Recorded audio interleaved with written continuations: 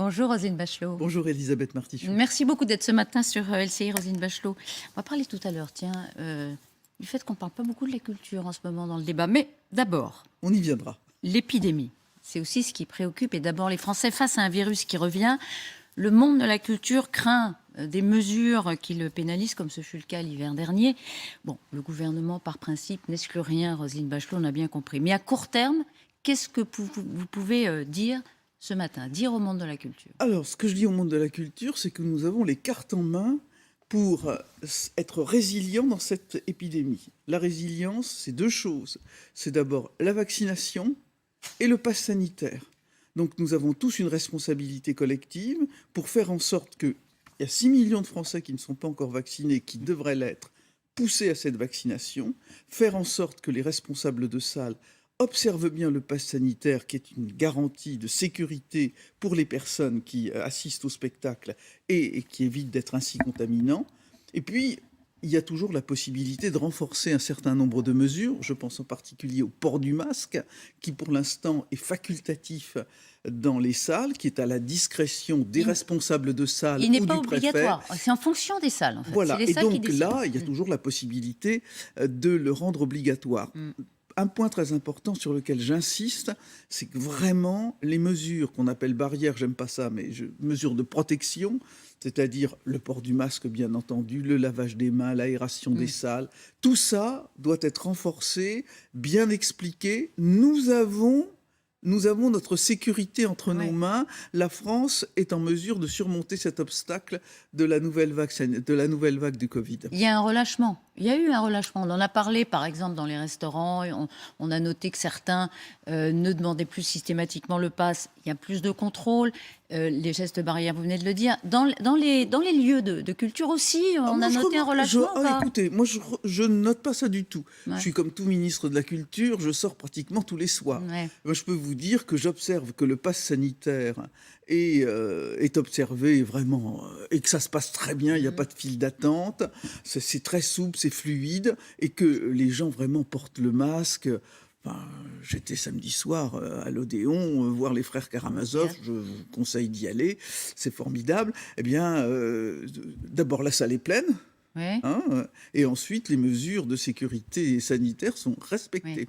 Et donc, il n'est pas du tout d'actualité, ce n'est pas évidemment, d'enlever le pass sanitaire. Non, mais c'est important parce que c'est un frein, ça reste un frein quand même. Non, moi je pense qu'entre les gens qui craignent le pass sanitaire et les gens qui vont justement au spectacle parce qu'ils savent qu'ils sont protégés, qu'il y a un pass sanitaire, je pense que les choses s'équilibrent. Ce qui permet aux salles de spectacle d'avoir peut-être pas complètement surmonter cette crise sanitaire, c'est justement que les spectateurs se sentent en sécurité. Mais où en est la fréquentation, Roselyne Bachelot? Parce que il y a 3 semaines, vous disiez que près d'un Français sur 2 n'avait pas remis les pieds dans un lieu culturel depuis l'instauration du pass sanitaire. Donc c'est beaucoup plus qu'avant l'épidémie. Avant, c'était 88%. Le plus touché étant le théâtre. Est-ce que ça va mieux? Ça va mieux. Ça va pas aussi bien qu'on pourrait l'espérer. Disons que cette reprise est un peu molle. Au cinéma, quand on regarde en lissant depuis l'instauration du pass sanitaire, on a à peu près une baisse de fréquentation de 20%. Avec une sinusoïde, il y a des semaines, comme la semaine qui était aux alentours de la Toussaint, où pratiquement la fréquentation était revenue à la normale. Il y a des choses qui varient selon les semaines. Il y a des très bonnes sorties. Aline, le biopic à partir de la vie de Céline Dion avec Valérie Lemercier, qui est tout à fait formidable, a fait une très bonne arrivée dans les salles de cinéma. Il y a Kaamelott, il y a Adieu les cons, il y a Mourir peut attendre, il y a des très bons développements, les blockbusters marchent bien. Ce qu'on observe, c'est évidemment, ça c'est un peu ennuyeux, c'est que, disons, les films d'auteur ont du mal à trouver leur public. Il y a une sorte de bipolarisation de la fréquentation sur les films qui marchent bien et d'autres qui marchent vraiment pas du tout. Alors, est-ce qu'il s'agit de quelque chose de structurel parce qu'il y a des changements de pratiques de fond des Français, ça, c'est encore un peu difficile à traiter, ou alors est-ce que c'est un effet de queue de comète de la crise? Sans doute un peu des deux. Oui, parce qu'il y avait près d'un tiers, ça aussi c'est un chiffre que vous aviez donné, près d'un tiers des Français qui disait, dans votre étude, qu'ils ne fréquentaient plus ou moins les lieux culturels. Alors, ils avaient pris d'autres habitudes. Elisabeth Martichoux, j'ai fait faire cette étude à la fin du mois d'août pour avoir une sorte de, comment dirais-je, de signal qui me permet de suivre l'évolution des fréquentations et de mieux analyser les différences de pratiques culturelles des Français. C'est une étude qui est déjà datée, donc nous allons la refaire pour avoir une sorte de marqueur qui permet de regarder l'évolution de cela.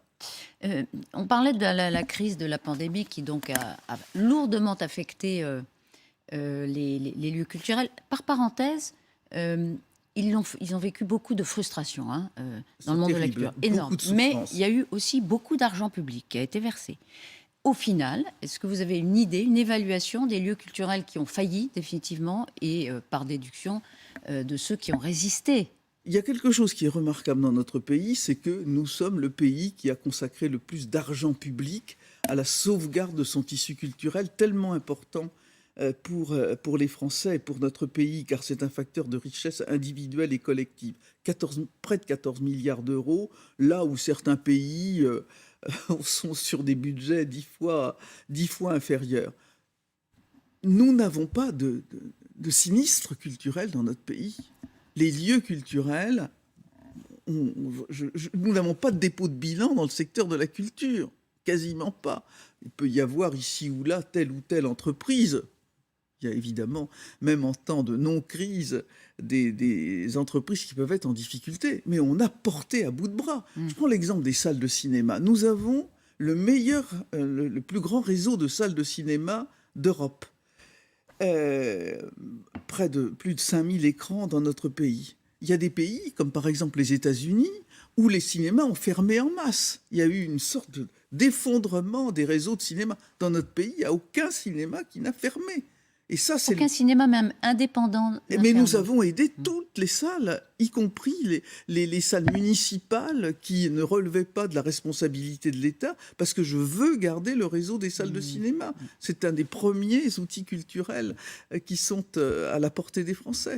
Et d'ailleurs, pendant la crise, on a beaucoup dit que la culture était essentielle, Roselyne Bachelot. Essentielle, certains le disant d'ailleurs comme une revendication et contestation de la fermeture à l'époque. Mais manifestement, elle est tellement essentielle qu'elle est très absente en ce moment dans le débat pré-présidentiel. Ça vous surprend ou dans le fond, vous connaissez la musique au sens propre, mais aussi au sens figuré, vous connaissez la politique? Bon, c'est la règle, on parle pas de culture. Je ne peux que regretter cette absence de la culture dans la politique. Alors effectivement, certains ont bramé sur le fait que nous considérerions la culture comme non essentielle, alors que nous nous sommes battus comme aucun autre pays européen pour la sauvegarder dans tous ces secteurs. Il n'y a que deux responsables politiques qui en ont parlé, Madame Le Pen pour prôner la suppression de l'audiovisuel public, et Monsieur Zemmour pour supprimer le ministère de la Culture.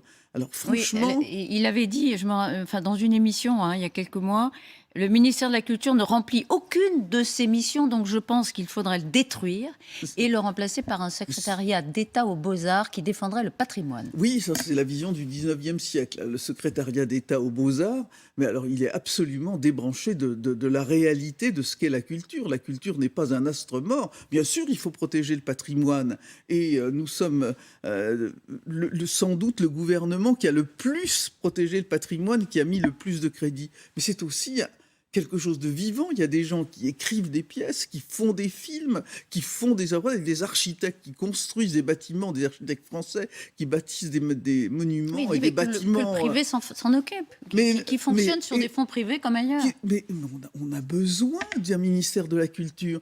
Regardez les industries culturelles et créatives. 92 milliards de chiffre d'affaires, 645 000 personnes qui s'y déploient, qui ont un emploi. Mais si l'État n'est pas là pour être j'allais dire, en chef de file au niveau de l'Europe, pour bâtir des régulations, des lois de régulation qui protègent notre marché, il connaît pas le monde de la culture, ce monsieur Zemmour. C'est pas possible de dire une pareille ânerie. Alors, question un peu une digression, mais il y a beaucoup de Français qui sont séduits justement par le niveau de culture, l'érudition d'Éric Zemmour. Et il en a, c'est vrai. Est-ce que la culture c'est un gage de qualité d'appréciation des solutions qu'il faut pour le pays. Parce que beaucoup disent, mais lui au moins, il connaît l'histoire, il sait d'où on vient, donc il peut nous dire où on va. Il y a beaucoup de Français qui... Ce qui est caractéristique, je dois dire, du personnel politique français, c'est qu'il est cultivé.